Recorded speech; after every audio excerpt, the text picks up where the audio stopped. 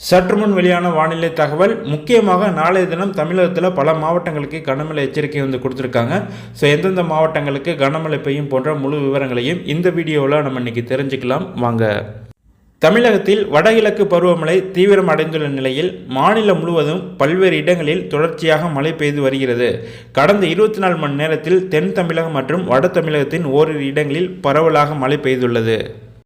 சென்னை வானிலை ஆய்வு மையம் வெளியிட்ட செய்திக்குறிப்பில் தென் இந்திய கடலோர பகுதிகளின் மேல் வளிமண்டல மேலடுக்கு சுழற்சி நிலவுகிறது.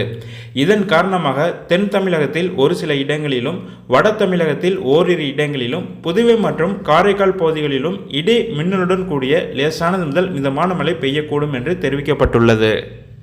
குறிப்பாக தென்காசி மற்றும் நெல்லை மாவட்ட மலைப்பகுதிகள், கன்னியாகுமரி மாவட்டங்களில் ஓரிரு இடங்களில் கனமழை பெய்ய வாய்ப்புள்ளது என்று கூறப்பட்டுள்ளது.